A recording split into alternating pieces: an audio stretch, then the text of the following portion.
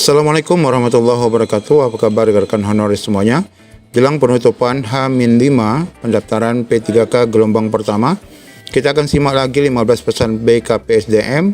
Jangan ragu untuk submit ya, submit sekarang. Dan sekarang server SS akan mulai down ya. Jangan sampai Bapak Ibu nanti di akhir penutupan mengalami kendala. Bagaimana info lengkapnya terkait pesan ini? Silakan simak video ini sampai selesai.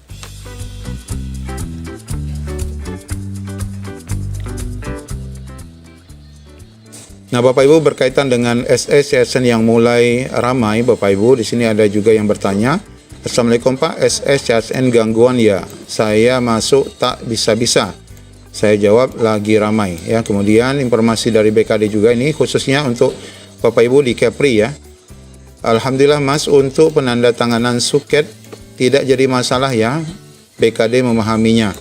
Ini jawaban Pak Dedi perihal yang sudah resum dengan TTD Kapsek untuk guru ya. Berarti sudah aman, tidak ada masalah terkait resum bagi rekan-rekan yang sudah menggunakan suket tanda tangan kepala sekolah. Ini khusus untuk guru di Kepri. Kemudian informasi yang lainnya dari BKD, informasi dan pesan BKD kepada pelamar P3K khususnya guru dan teknis. Untuk guru, jika per tahun ada 2 SK, di mana masing-masing SK diberikan per semester, maka disarankan agar menginput data per semester saja pada kolom portofolio, agar dapat terlihat dan menjadi bahan analisa verifikator. Meskipun ini bisa digabung sebenarnya menjadi satu pada satu unggahan ya nanti. Kalau mau diinput per tahun juga boleh ya ini ya, dengan catatan masukkan data SK dan unggah SK dengan lengkap, yaitu keduanya. Kemudian untuk pemilihan formasi khusus P3K teknis, ini ada keterangan tambahan. Sekali lagi kami tegaskan untuk memenuhi ketentuan sebagai berikut. Apabila di kantor Bapak Ibu ada formasi, silakan lamar di formasi itu. Apabila jika formasinya itu pas di bidang seksi bagian tempat Bapak Ibu bertugas hari ini, nah itu silakan daftar. Boleh turun status pendidikan minimal misalnya dari S1 ke SMA, ini berarti downgrade ya, tidak menjadi persoalan. Atau silakan lamar ke bidang seksi bagian lain asalkan memenuhi kriteria linearitas pekerjaan. Artinya pengalaman Bapak Ibu relevan. Kemudian apabila di kantor Bapak Ibu tidak tersedia formasi, silakan melamar ke kantor dengan tugas pekerjaan sama persis dengan tugas Bapak Ibu di kantor saat ini. Untuk saat ini artinya ini mendaftar di kantor lain ya. Kami sangat menyarankan agar peserta melamar sesuai pendidikan dan tidak turun grade. Ya ini misalnya disarankan, tapi kalau memang tidak bisa, ya mau apa lagi ya. Gampangnya begini, silakan Bapak Ibu daftar ke kantor mana Bapak Ibu sering berurusan terkait kerjaan Bapak Ibu selama ini. Biasanya bisa dipastikan itu hampir memiliki kesesuaian dan berkaitan kerjanya dengan kerja rutin Bapak Ibu. Kalau selama ini bertugas ngurusin SPJ, kemungkinan besar Bapak Ibu linear dengan urusan pengelolaan keuangan. Silakan melamar di pekerjaan di kantor-kantor yang mengelola keuangan ini ya, yang mengelola SPJ. Tidak mesti di BPKD ya. Bisa juga ke sekretariat dinas kantor yang mengurusi urusan ini juga. Gitu juga kalau selama ini ngurusin mutasi, pengadaan pegawai, pengangkatan dan pemberhentiannya, kemungkinan besar tugasnya linear dengan urusan kepegawaian. Tidak mesti ke BKD. Boleh ke sekretariat dinas yang juga ngurusin kepegawaian, tetapi ini juga harus dilihat ya dengan detail, terangkan dengan jelas pada portofolio apa yang jadi tugas pokok Bapak Ibu.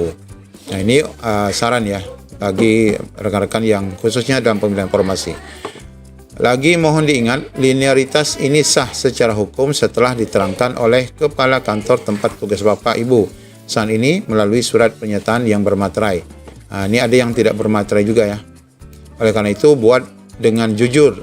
Kalau tidak linear jangan memaksakan untuk dibuat linear atau relevan. Kami tidak mau ambil risiko seperti tahun sebelumnya di mana kepala kantor Bapak Ibu merasa terpaksa menandatangani karena asumsi yang bersangkutan penting. Ya bisa ikut ujian dulu. Jadi kalau nanti ada aduan bahwa peserta ini tidak linear, tugasnya yang kami terima saat masa sanggah atau misal selama tugasnya adalah cleaning service, tetapi sekarang melamar di administrasi, mengambil jatah formasi tenaga administrasi yang sekarang sudah bertugas, dan ini dituangkan dalam surat pernyataan, maka ini akan menjadi persoalan. Kami tidak segan untuk menjadikan surat ini dasar pembatalan kelulusan dan mengambil tindakan tegas. Jadi Bapak Ibu benar ya bahwa Pengalaman itu memang tidak asal buat, tapi memang Bapak Ibu sebagaimana selama ini bertugas harus sesuai. Makanya diperlukan SK itu ya. Mohon dipahami ini bukan ancaman tetapi penegasan agar tidak ada tindakan kecurangan. Mohon jaga integritas dengan tidak mengubah, menambah atau mengurangi isi SK yang saat ini sudah ada. Sebagai gambaran, pada masa sanggah nanti kami akan berikan kesempatan seluas-luasnya kepada seluruh peserta untuk mengajukan aduan sanggahan terkait linearitas kerja. Apabila kami temukan bahwa yang bersangkutan ternyata tidak linear atau dipaksakan dan secara sah terbukti, maka pelamar akan kami batalkan kelulusannya. Mohon dipahami, lebih baik jujur menyatakan bahwa ini tidak linear walaupun mendaftar dan kemungkinan tidak lulus administrasi serta tidak ikut ujian. Daripada lulus sekarang nanti ditemukan bahwa ternyata tidak linear pada saat penetapan NIP atau ditemukan bahwa masa kerjanya terputus. Ini sudah terjadi juga di tahun sebelumnya dan bersangkutan kami batalkan kelulusannya. Jadi mohon Bapak Ibu pahami. Untuk akreditasi, kami baru lihat pada tampilan akun pelamar tidak ditemukan adanya kolom khusus untuk unggah dokumen akreditasi. Silakan satukan saja file akreditasi ini dengan ijazah dan diunggah bersama ijazah. Boleh perguruan tinggi, universitas tinggi, boleh jurusan, yang penting sesuai masa kelulusan. Nah, ini berkaitan dengan akreditasi bagi yang diminta ya, akreditasi ini. Tapi untuk teknis saya sudah mengalaminya, tidak diminta akreditasi. Bagaimana jika tidak ada akreditasi? Sejauh ini tidak ada informasi, namun silakan unggah saja dulu yang ada. Asumsi kami karena tidak disediakan kolom khusus, boleh jadi ini sifatnya sunnah ataupun boleh-boleh saja. Kemudian Bapak Ibu lanjutannya, pesan Badan Kependudukan soal pengunggahan dokumen. Bapak Ibu, untuk pengunggahan dokumen silakan gunakan alat bantu scan apapun, baik cam scanner ataupun mesin scan. Prinsipnya sampai dokumen dengan resolusi yang baik, jadi info di dalamnya bisa terbaca. Jika info pada dokumen tersebut, misalnya SK ijazah, itu tidak utuh, terpotong atau tidak jelas, itu bisa menyebabkan TMS. Untuk SK, bagi yang belum unggah, upayakan scan SK asli ya.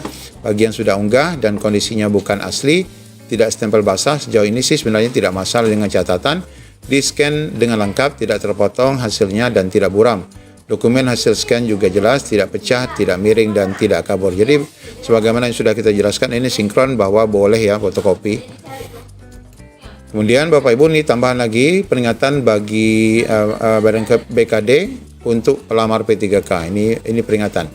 Untuk SK sukarela silakan mendaftar dan unggah saja dulu SK yang ada. Sementara ini belum ada arahan apapun dari BKN untuk hal itu. Asumsi kami untuk nakes dan guru mungkin lebih aman karena ada pembayaran baik bersumber dari bos maupun sumber lain sejenis. Kami khawatir kalau menunggu boleh jadi lewat dari tanggal 20 baru ada keputusan, artinya sudah lewat batas pendaftaran. Jadi kami sudah siapkan beberapa skema terkait SK sukarela, jadi daftar saja. Ini khususnya teknis yang dilakukan karena penggajian mereka ya. Sebagai informasi kenapa secara hukum SK sukarela ini dipertanyakan, karena berdasarkan laporan yang masuk ke kami banyak yang penumpang gelap ya. Jadi clear ya, untuk SK sukarela daftar saja dulu sambil menunggu informasi berikutnya. Daftar saja dulu. Kemudian Bapak Ibu, ini pesan terakhir, informasi BKD kepada P3K guru lagi ya. Bagaimana untuk guru ya, bagaimana jika data saya tidak ditemukan, atau bagaimana jika pendidikan saya dianggap tidak linear, atau bagaimana jika setelah masuk ternyata jam mengajar saya tidak cukup. Ini sebenarnya sudah terkoneksi di Dapodik Bapak Ibu. Galatnya akan muncul informasi Dapodik. Tapi di sini informasinya, silakan hubungi Helpdesk Kemendikbud, ya pasti ya. Datanya sudah dikunci dari pusat sistem Kemendikbud, oleh karena itu silakan gunakan link untuk melapor ke Kemendikbud. Bahwa intinya ini terbaca di Dapodik Bapak Ibu. Kemudian bagaimana melihat linearitas pendidikan? Ini sekaligus untuk menjawab beberapa pertanyaan. Pendidikan saya D3, Manajemen Informatika, yang ada hanya D3 Manajemen. Atau apakah S1 Administrasi Negara sama dengan S1 Ilmu Administrasi Negara, atau bagaimana saya mengetahui jurusan yang sesuai dengan pendidikan saya? Nah, ini silakan cek kesesuaian mata kuliah wajib kedua pendidikan tersebut antara syarat pendidikan yang tercantum dengan pendidikan yang Bapak Ibu miliki. Misalnya D3 Manajemen dan D3 Manajemen Informatika, apabila terdapat kesesuaian minimal 70% mata kuliah wajib pada keduanya, silakan mendaftar. Jika tidak sampai 70% kesamaannya, maka dianggap tidak sama. Kemudian antara D4 dan S1, ini aturannya sebenarnya lebih jelas.